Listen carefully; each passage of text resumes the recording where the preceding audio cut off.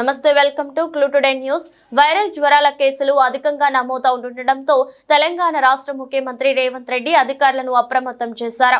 ఆసుపత్రిలోకి వచ్చే రోగులకు మెరుగైన చికిత్స అందించాలని ఆదేశాలు జారీ చేశారు.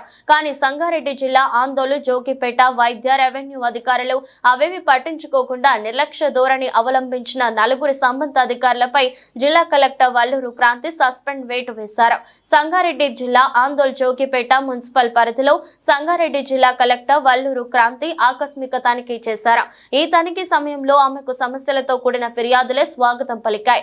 రాష్ట్ర వైద్య ఆరోగ్య శాఖ మంత్రి నియోజకవర్గ కేంద్రమైన జోగిపేట్ పట్టణంలోని 100 పడకల ఏరియా ఆసుపత్రిలో తనిఖీ చేస్తుండగా ఏ ఒక్క అధికారి అందుబాటులో లేకపోవడం, విధుల పట్ల నిర్లక్ష్యంగా ఉండటంతో కలెక్టర్ అసహనం వ్యక్తం చేశారు.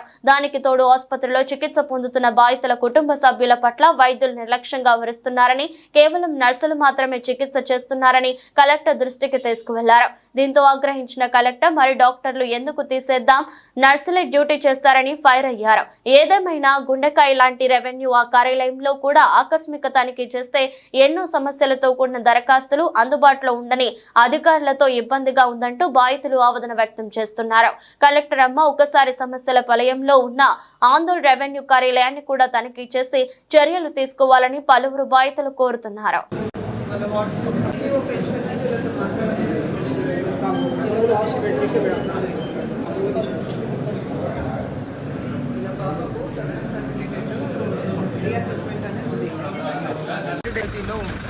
వార్డ్స్ పర్యవేక్షించడం జరిగింది. ప్రతి వార్డులో కూడా మున్సిపాలిటీ తరపు నుంచి 3 మెంబర్స్తో ఒక టీం అన్నది వేయడం జరిగింది. ఇక్కడ మెప్మా నుంచి రిసోర్స్ పర్సన్స్, హెల్త్ నుంచి ఆశా ఏఎన్ఎంస్, అలానే మున్సిపాలిటీ నుంచి వార్డ్ స్పెషల్ ఆఫీసరు, అలానే శానిటేషన్ జవాన్స్తో ప్రతి వార్డుకు కూడా ఒక టీం వేయడం జరిగింది. ఈ టీం వాళ్ళు ప్రతి ఇంటికి కూడా తిరిగి ఆ ఇంట్లో శానిటేషన్ మెయింటైన్ చేస్తున్నారా లేదా, నీళ్లు నిల్వ లేకుండా చేస్తున్నారా లేదా, ఎక్కడైనా నీళ్లు నిల్వ ఉంటే వాటిని తొలగించడం, అక్కడున్న ఇంటి వాళ్ళకి అవేర్నెస్ చేయడం, ఆ ఇంటి వాళ్ళలో ఎవరికైనా జ్వరం ఉంటే ఇమీడియట్గా వాళ్ళకి మెడికల్ ట్రీట్మెంట్ ఇవ్వడం, ఇవన్నీ కూడా చేసే విధంగా మనం టీమ్స్ ఏర్పాటు చేసి ప్రతిరోజు కూడా డ్రై డే పాటించాలి అనే ఒక అవేర్నెస్ కార్యక్రమాలు మనము ఆందోళన మున్సిపాలిటీలో టేకప్ చేయడం జరిగింది. ఇక్కడ మొత్తం 17 వరకు ఇప్పుడు డెంగ్యూ కేసెస్ రావడం జరిగింది. ఏరియా హాస్పిటల్ కూడా దీంట్లో భాగంగా ఇన్స్పెక్ట్ చేయడం జరిగింది. దీంట్లో ఎవరైతే డెంగ్యూ పాజిటివ్ వచ్చారో వారి ట్రీట్మెంట్ ఏ విధంగా ఇస్తున్నారన్న తెలుసుకోవడం జరిగింది.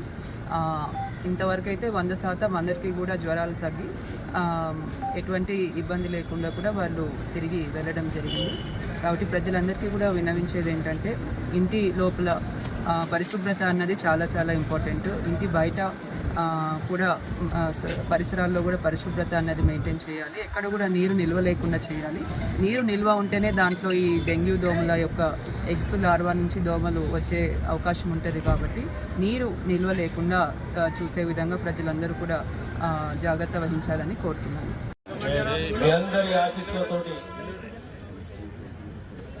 కాంగ్రెస్ ప్రభుత్వం ఏర్పడి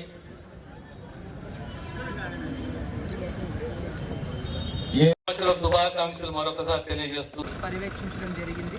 ప్రతి వార్డులో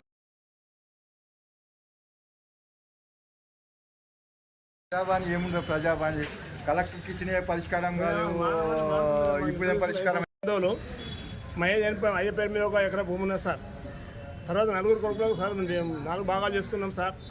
అలానే మున్సిపాలిటీ నుంచి వార్డ్ స్పెషల్ ఆఫీసరు, అలానే శానిటేషన్ జవాన్స్తో ప్రతి వార్డుకు కూడా ఒక టీం వేయడం జరిగింది. ఈ టీం వాళ్ళు ప్రతి ఇంటికి కూడా తిరిగి ఆ ఇంట్లో శానిటేషన్ మెయింటైన్ చేస్తున్నారా లేదా, నీళ్లు నిల్వ లేకుండా చేస్తున్నారా లేదా, ఎక్కడైనా నీళ్లు నిల్వ ఉంటే వాటిని తొలగించడం, అక్కడున్న ఇంటి వాళ్ళకి